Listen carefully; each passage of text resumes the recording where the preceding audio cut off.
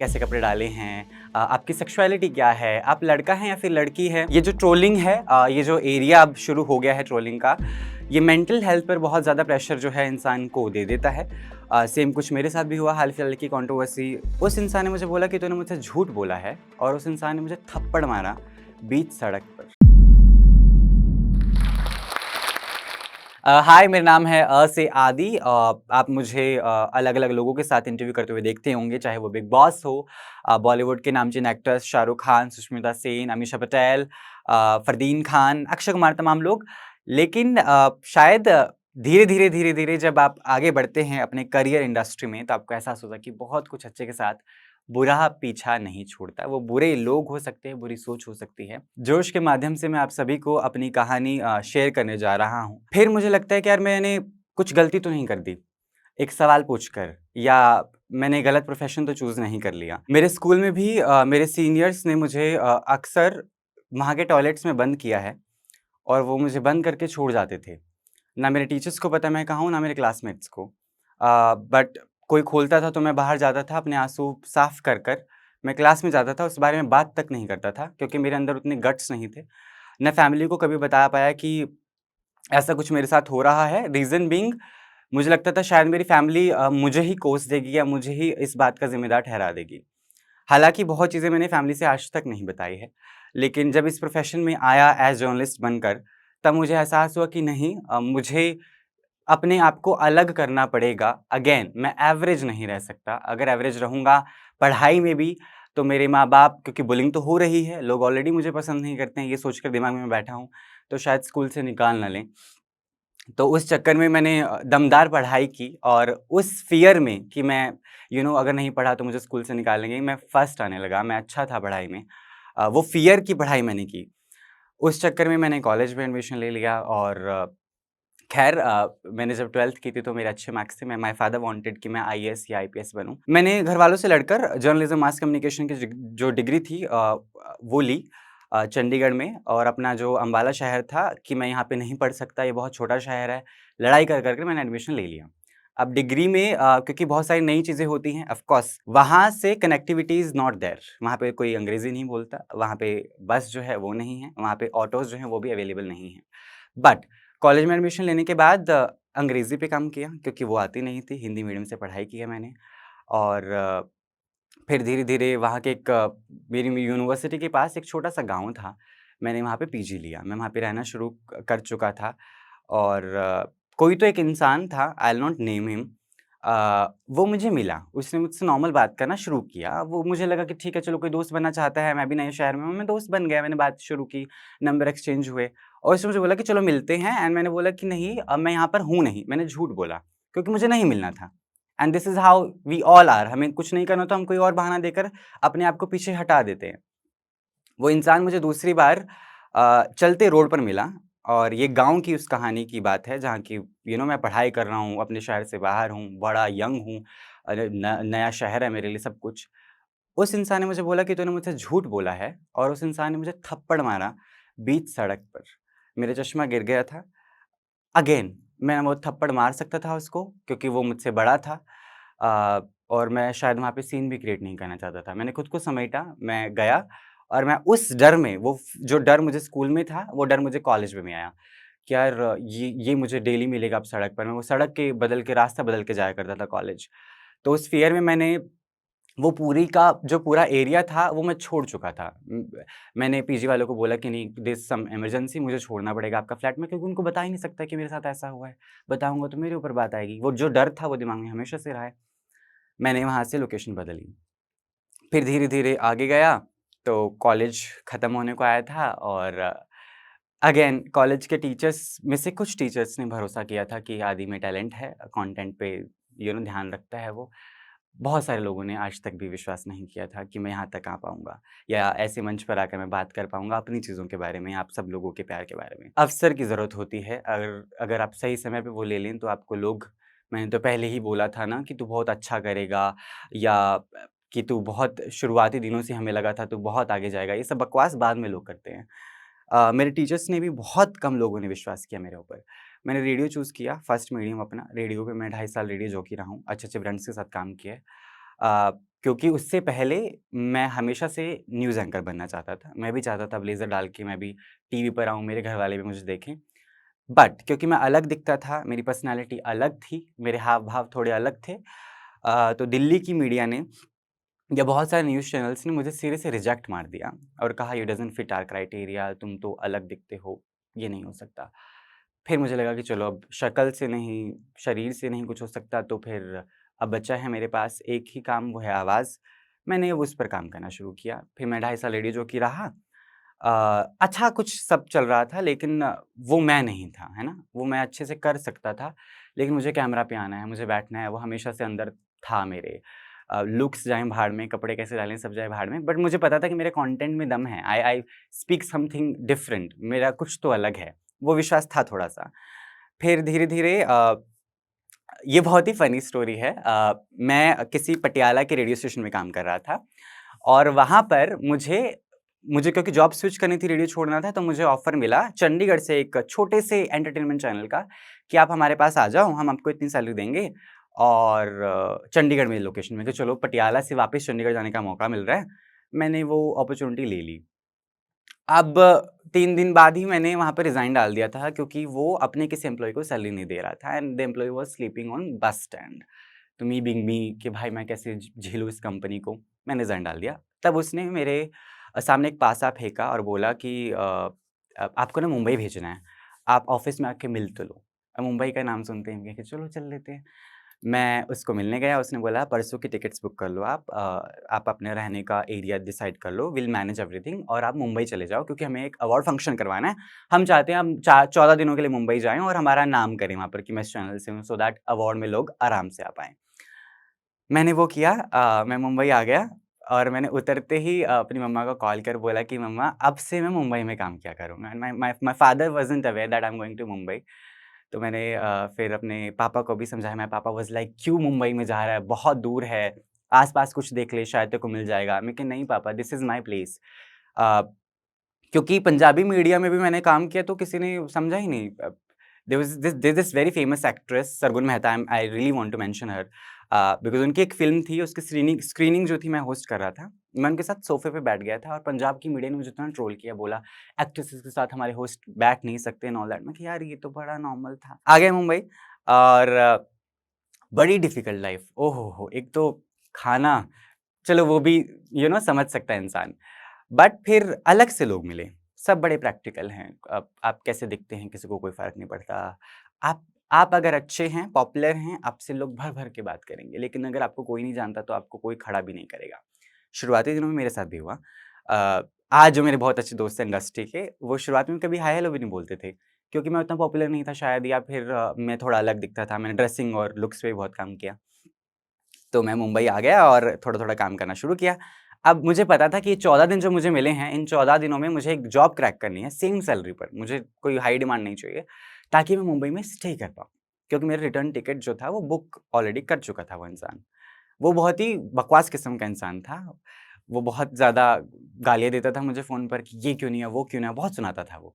तो मन मन में तो था कि तू रुक मैं तेरे को बताता हूँ, है ना? अपने टाइम पर। तो 14वें दिन मेरे पास एक टीवी जर्नलिस्ट की जॉब थी, मैंने वो की। मैंने उसको हाँ बोल दिया और इस वाले 14 दिन वाले सबको बाय बोल दिया। ऐसे मेरी मुंबई की जर्नी स्टेबल हो गई क्योंकि जब आप अच्छा करते हैं तो बुरा आपका पीछा नहीं छोड़ते, है ना? वो हमेशा से बोला जाता है। अब वो बुरे लोग हो सकते हैं बुरे इमोशंस हो सकते हैं, आपके बारे में की गई बुराई भी हो सकती है। वो साथ-साथ ही चलता है, there is no doubt about it. तो वो साथ-साथ चला। लोगों ने बोला, "अरे! इसका जर्नलिज़्म स्टाइल जो है that doesn't match to our style. Maybe he is not elite class Bollywood journalist." I have heard these words people saying about me. Uh, ये कैसा स्टाइल है जर्नलिज़्म का? हमने तो कभी देखा ही नहीं, ऐसे कौन सवाल पूछता है? क्योंकि मैं रेडियो जॉकी था, मुझे पता था अपने इंटरव्यूज़ को फन बनाना है, तो मैं हमेशा से वो लिबर्टी लेकर चलता था कि अ, एक्टर्स के साथ घुलना-मिलना है। फिर मुझे ये भी एहसास होने लगा, खुद पर डाउट आने लगा इसी दौरान कि यार अगर मुझे गालियाँ ही पड़नी हैं या मेरे माँ-बाप को ऐसे ट्रॉमाज़ ही मिलने हैं जहाँ पर उनको कोई कॉल करेगा और बोलेगा हम आपको बेटों को मार देंगे। तो मुझे कभी-कभी लगा कि यार मैं छोड़ देता हूँ सब कुछ जितना कुछ मैंने आज तक लिया है ज़िंदगी से। अ, मुझे लगता है कि शायद ये मेरे लिए बनी ही नहीं है इंडस्ट्री क्योंकि बहुत कुछ होता है। आई रिमेंबर वन इंसिडेंट एक एक्टर के इंटरव्यू के लिए I was chasing the actor. मेरे पास उसका डायरेक्ट नंबर नहीं था, उसके मैनेजर का था। तो मैंने उसके मैनेजर को नंबर भेजा कि hi my name is this, I am from this channel और मुझे ना उनका इंटरव्यू करना है। तो मैनेजर रिप्लाई करता है ऑन चैट्स, कोई डर खौफ नहीं उसको। वो बोलता है you have to sleep with me to get his interview done. I am like मैं क्या जवाब दूँ इस बात का? ये तो कभी हुआ ही नहीं है मेरे साथ यार, किसी ने आज तक इतना ब्लंटली पूछा ही नहीं है। है ना? अब कोई सड़क पे बोले तो बात अलग है, मैं इग्नोर भी मार दूँ। अब मुझे कोई चैट में भरी सभा में कोई इतने बड़े एक्टर का मैनेजर मुझे बोल रहा है, मैं क्या करूँ? अगेन मैं मीडिया में इस बारे में बात नहीं कर सकता, मैं फैमिलीज़ को नहीं बता सकता ना, क्योंकि कोई फ़ायदा नहीं है। अब दिक्कत ये थी क्योंकि मैं नया था तो मुझे कोई जानता नहीं था और लोगों को अप्रोच करना सबसे बड़ा टास्क होता है इंडस्ट्री में। तो ना मेरे पास कॉन्टैक्ट था किसी का, ना मैं जानता था लोकेलिटी में किसी को कि भाई तुम मुझे इसका नंबर दो या उसका नंबर दो। बट द थिंग ज़िद वाज़ देयर, मन का हौसला बुलंद था ही, तो नंबर्स निकालने शुरू किए। लोगों ने मुँह पे कॉल भी कट किए। हाय I am Adi, I am talking from this company और मैं आपके साथ इंटरव्यू करना चाहता हूँ। So we don't know you. Third call बंद हो जाती थी। फिर बाद में जब थोड़ा-सा आप लोगों ने प्यार दिखाया ऑडियंस ने, तब वही लोगों ने सामने से कॉल भी किया और इंटरव्यू भी किया। तूने मुझे बोला था ना उस समय इंटरव्यू करने के लिए, अब करे क्या?" तो मैंने भी लोगों को बदलते हुए देख लिया, क्योंकि शायद उनकी भी गलती नहीं है। उनको शुरुआत से ही ऐसे एहसास करवाया गया है, वहाँ पे इंटरव्यूज़ दीजिए जहाँ पर ज़रूरत हो, ये बोलिए, वो बोलिए। पर मैंने हार नहीं मानी। उसका सिंपल रीज़न यही था कि नहीं यार, मैंने अपनी फैमिली को अम्बाला में छोड़ा हुआ है। They are staying very far from my place, जहाँ पे मैं मुंबई में रहता हूँ। मेरी family is not that literate कि उनको डेली वो फ्लाइट बुक करें और आ जाएँ मेरे पास, उनको नहीं आता ये सब कुछ। या वो बहुत फ़ोन एडवांस्ड भी नहीं हैं, कि वो मुझे धा 10 बार वीडियो कॉल कर रहे हैं या what is happening on social media उनको समझ में भी आए। तो अब फैमिली को भी साथ-साथ भी लेकर चलना पड़ता है, क्योंकि उनको I remember my father called me once and he said me कि आदि, तुझे ये ज्वेलरी नहीं डालनी चाहिए यार। एंड मैं क्या यार, बाहर वाले तो मेरे पापा ही मुझे बोल रहे हैं कि यार ये मैं ज्वेलरी ना डालूँ। मैं नम कॉल पर, और मैं कुछ बोल ही नहीं पाया 5-10 सेकंड के लिए। फिर मैंने पापा को समझाया कि क्या हुआ बताओ मुझे आप। तो पापा ने मेरे बहुत नॉर्मल तरीके से, गुस्से में नहीं थे वो। उन्होंने बोला कि आदि, लोग आकर ना बोलते हैं कि तेरे बेटे ने ये डाला है या ये डाला है। तब मैंने मेरे पापा को बोला कि जो लोग आपको बोलते हैं वो जाकर शाहरुख खान को नहीं मिलते। मैं जाता हूँ, है ना, मुझे वो एक्सेस है कि मैं शाहरुख खान से मिल सकता हूँ या इस सेलेब से मिल सकता हूँ। तो to reach that level this is my way, यही है मेरा तरीका। मैं एवरेज कोई जर्नलिस्ट रहूँगा जिसका ड्रेसिंग सेंस बहुत नॉर्मल होगा, बाल सीधे सफ़ेद होंगे, जिसके मसाला में कोई there is no masala in the content. तो कौन पूछेगा उसको? क्या आप याद रखेंगे? जवाब है नहीं। तो मुझे अपने आप को नोटिस करवाने के लिए I have to add additional thing to my life. मैं हमेशा बोलता हूँ अपने एडिटर्स को भी मेरी कंपनी में कि सेलेब को हर कोई देख देख लेगा। मेरी लाइट मेरे ऊपर प्रॉपर होनी चाहिए, मेरा मेकअप ऐप्ट होना चाहिए, मुझे आप ब्लर नहीं कर सकते। सेलेब को तो देख ही लेंगे क्योंकि वो उसके लिए आ ही रहे हैं। बट क्या मुझे लोग याद रख पाएँगे, वो बड़ा सवाल था। अब ये इतनी पावर कि मैं डिसाइड कर सकता हूँ ये सब कुछ भी, वो मेरी ज़िद की वज़ह से आई। वो हौसला जो था कि नहीं यार तुझे करना है ऑन कैमरा, तुझे करना है ऑन कैमरा, है ना? बस कहीं से कुछ रास्ता मिल जाए। तो वो रास्ता शायद यही था कि भरोसा ना खो, अपने ऊपर जो है सबसे ज़्यादा ट्रस्ट रखें आप लोग, और लोग तो आएँगे, बकवास करेंगे, आपको या ये भी एहसास करवा देंगे कि आप में ना टैलेंट है, ना बात करने की तमीज़ है, ये सब कुछ, वो सब कुछ, लेकिन आपको अपने ऊपर सबसे ज़्यादा भरोसा रखना पड़ेगा ही पड़ेगा। Incident that has happened in my life. मुझे एक जॉब से निकाल दिया था। ये मैंने बहुत लोगों को नहीं बताया क्योंकि ऑफ़ कोर्स सीवी खराब होता है। उन्होंने बोला था कि तू तो बहुत बकर-बकर करता है, तुझे बात करने की तमीज़ नहीं है लोगों से ऑफ़िस में। एंड मैंने रेडियो छोड़ा था तो मैं बड़ा बबली था रेडियो में, हम गाने सुनते हुए एंट्री लेते थे ऑफ़िस में, तो मुझे पता नहीं था ये कैसी कंपनी है। एंड उन्होंने मुझे एक एक 1 हफ़्ते के लिए सस्पेंड कर दिया। आई एम लाइक यार ये मेरे लिए जगह ही नहीं है शायद। तो मैंने वो जॉब छोड़ दी। अब क्योंकि उनके लिए मैं सही नहीं हूँ का मतलब ये नहीं है कि मैं दुनिया के लिए सही नहीं हूँ। है ना? There is this very famous saying कि मुझे तरस आता है कि आप लोग सब सेम हैं। बट यही सच बात है कि आप हम लोग हमें बोलते हैं कि अरे तुम अलग हो, तुम अलग हो। मैं अलग नहीं हूँ, प्रॉब्लम है कि आप लोग सब सेम हैं, आपकी सोच सेम है। तो वो अलग करने की ज़रूरत है क्योंकि अलग-अलग लोग भगवान ने बनाए हैं, उनकी मेंटालिटी अलग-अलग दी है, वो दिखते अलग हैं, उनका रंग-रूप अलग है, उनका अंदाज़ बात करने का अलग है। अपने घर में भी ऐसे बात करता हूँ, बाहर भी। हाँ, ऑन कैमरा रहने के लिए मैंने बाल चेंज किए, मैंने ड्रेसिंग चेंज किया, सब कुछ बदला। अब ऑफ़ कोर्स मैं ये सब भी करूँगा क्योंकि वो डिमांड है, इंडस्ट्री के ग्लैमर के हिसाब से। I never mention this but I do suffer from panic attacks. Uh और कुछ-कुछ एंग्ज़ायटीज़ भी। हाल-फिलहाल में ही हुआ है ये रिसेंटली एक कंट्रोवर्सी के चलते। I was in my bed and मेरे घर पे कोई भी नहीं था। यूजुअली मेरे घर पे मेरे फ्लैटमेट्स रहते हैं। मेरे को लगा था ठीक है बाहर गए होंगे, मैं बेड पे लेटा हूँ, मुझे साँस ही नहीं आ रहा है and I am struggling in my bed कि मैं पम्प्स ले लूँ या अच्छा महसूस कर लूँ। बट देन आई सी के there is no one and again काश कोई प्यार वाला होता तो मैं मैसेज करता, शायद वो उड़कर आ जाता या कुछ तो होता, वो नहीं हो पाया। This is what I go through when the trolling happens to me. अब अपने आप को सँभालूँ, अपने पैनिक अटैक्स देखूँ या साथ में फैमिली भी है, उनको भी तो नहीं छोड़ सकते आप, उनको भी मैनेज करूँ। आई रिमेंबर माय मदर सेइंग कि आदि ऐसे सवाल मत पूछा कर, जो तेरे को ट्रबल करे या फैमिली को ट्रबल करे।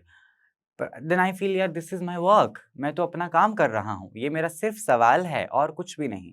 मुझे कौन-सा किसी ने पैसे दिए हैं कि ये सवाल पूछूँगा तो मैं फ़ेमस हो जाऊँगा या वो फ़ेमस हो जाएगा, नहीं। मेरा काम है सवाल पूछना और शीशा दिखाना, वो मैं बहुत अच्छे से करता हूँ। बट फिर मुझे लगता है यार अब फैमिली को भी सँभालना है, पापा भी हैं, मेरा भाई भी है। अब वहाँ पर फ़ोकस करूँ या फिर मैं अपनी इस ज़िंदगी को जिऊँ जहाँ पर ट्रोलिंग की वज़ह से मैं ढंग से सो नहीं पाता हूँ 5-5 दिन प्रॉपर 5 रातें मेरी ऐसी निकल जाती हैं। मैं सुबह तक जागा रहता हूँ, मुझे ऐसा होता है कि what is happening to me what is happening to me? I text my people but I see there is no response.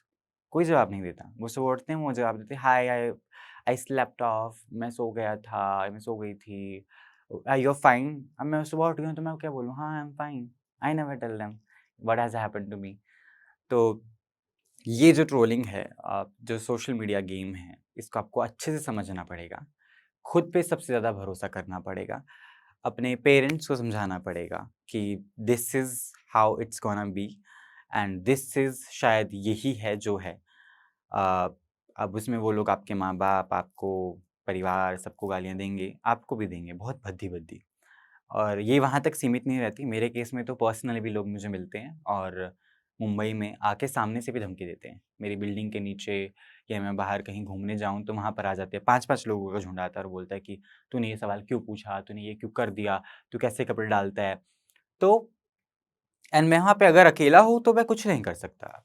तो मैं अकेला जाना बंद कर चुका हूँ मुंबई में। मैं हमेशा या तो अपने दोस्त के साथ जाता हूँ, मैं अकेला नहीं घूमता in short. And in the end I will just say uh, जैसा मैं कहता भी हूँ कि मैं अलग नहीं हूँ, आप सभी लोग सेम हैं। आपको अपनी थिंकिंग हर इंसान के लिए अलग रखनी पड़ेगी क्योंकि हम सब अलग-अलग हैं और हर किसी को अलग दिमाग है, अलग सोच है, तो आपको हर किसी के लिए पर्सपेक्टिव भी अलग रखना पड़ेगा। You don't know where I come from. तुम नहीं जानते मैं कौन से गाँव से हूँ, मैं कैसी भाषा बोलता था, मैं कैसा दिखता था। आप सिर्फ़ मुझे फ़ोन पर एक वीडियो में देख रहे हैं। मैंने कोई सवाल ऐसा पूछ लिया जो शायद आपके किसी बंदे को पसंद नहीं आया, तो आप उसमें मुझे 2 मिनट में 4 गालियाँ दे देते हैं। आपका कुछ नहीं जाता बट वो सेम कमेंट मेरे पापा-मम्मी भी पढ़ते हैं, मेरे दोस्त भी पढ़ते हैं। जहाँ पर ये लिख दिया जाता है कि कुछ भी हो लेकिन आदि जैसी औलाद मैं कभी ना चाहूँ। ये कमेंट पढ़कर I just got my father का फेस। मैं कि यार मेरे पापा ने पढ़ लिया तो क्या सोचेंगे वो? कि आदि जैसी औलाद होना गुनाह है या वो इस तरह के प्रोफ़ेशन में वो गुनाह है? मैं कुछ नहीं बोल पाया। I just turned off my phone and I am like I will just continue working the way I want to. And thank you so much to Josh. बहुत ही जोशीले अंदाज़ में मैंने कोशिश की है अपने आप को बयाँ करने की। अ, और जोश की जो ज़िद है, ज़िद जोश रखने की, वो ही शायद आपको इंडस्ट्री में या कहीं पर भी अपनी ज़िंदगी में आगे लेकर जाएगी। और it is not the story of one industry, one profession, it is the story of every profession. ये शायद इस तरीके से मेरे साथ हुई हैं चीज़ें, आपके साथ होती होंगी या हो रही होंगी। अब आपको सोचना है झाँकना है थोड़ा-सा अपने अंदर कि क्या मैंने वहाँ पर उसको जवाब दिया, सही किया या फिर नहीं किया। मैंने आज तक किसी का बुरा नहीं किया, किसी की जॉब नहीं खाई, किसी का कुछ नहीं किया। But in short what I have done is मैंने हमेशा अच्छा चाहा है क्योंकि मेरे पास दूसरी ज़िंदगी नहीं है। मेरे पास यही लाइफ़ है, छोटी से कुछ साल बचे होंगे शायद और उसको बहुत अच्छे तरीके से जीना है। With that note thank you so much. Keep watching जोश टॉक। अच्छी उभरती कहानियाँ जो आपको मोटिवेट करती रहेंगी।